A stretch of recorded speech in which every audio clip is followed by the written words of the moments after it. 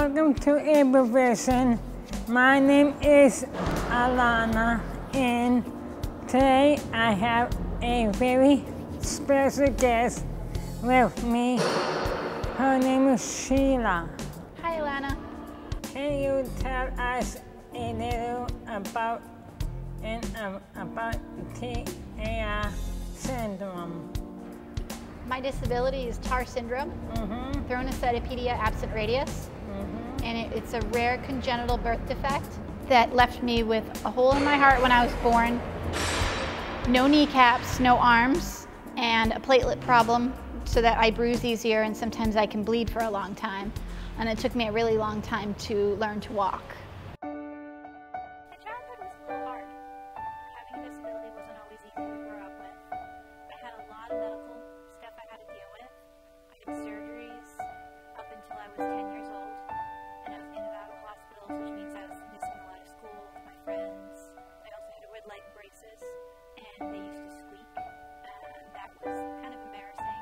So you didn't want any more difference around you than I already had when I was required to wear those to school all the time. I had a lot of people who made fun of me. They pulled their hands in their shirt and thought I was funny. And it was rough, but I also, on the same side, had amazing support.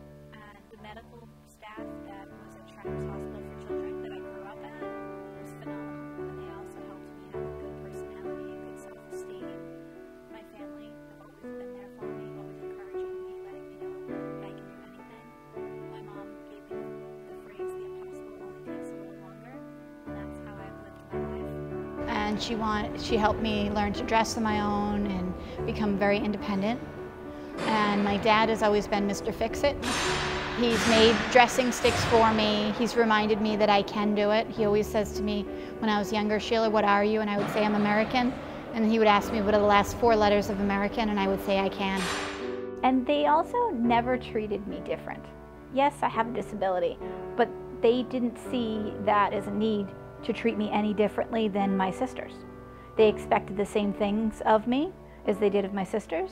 And I have 2 older sisters that have always been there for me, and if anyone makes fun of me at all, they would always come after them and make sure they understood that it wasn't all right to be mean to me. What kind of adaptation do you use in your daily life? I use a few different adaptations in my daily life. I have a vehicle that's modified, and I drive with my feet, and I have a small little box that allows me to press buttons to open windows and turn the radio on and things like that.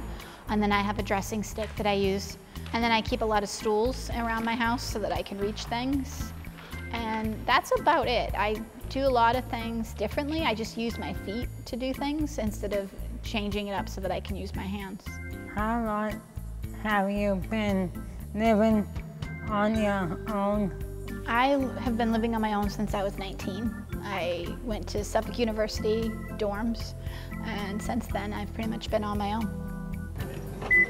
How did you learn how to drive? When I was 23, Mass Rehab called me and said they were going to teach me to drive.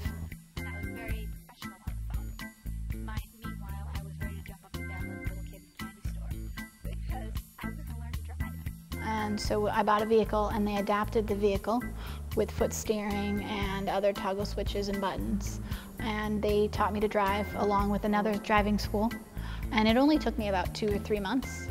And since then, I've been on my own. I no longer needed to live on a bus route to get anywhere. I could get a job that was nowhere near a bus route. I moved to Arizona just after I got my car because I could. And it was great. I've been taking Taekwondo for about 7.5 years now. And last summer, I got my black belt, and I became the first woman with no arms to have a black belt in the World Federation of Taekwondo. My name is Ernest Acko. I'm interviewing Bruce. Hi, how are you doing? Okay, Bruce.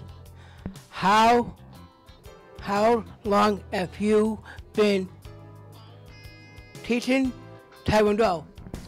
Going on 38 years now. How did you teach her the moves? Just like an average student in the class, and she follows along and picks things up very fast. Oh, good. Is it hard to get the black belt? It depends on the person. If you're willing to work hard, it'll come more natural. But if you're want to just slack off, it's hard, yes. Is Sheila is influence to the students in Taekwondo? She's a big influence, especially when everybody feels bad about themselves. Sheila gives us the uplift. Have you ever taught anyone with disability before Sheila? Does Sheila have a disability? I didn't know she had one.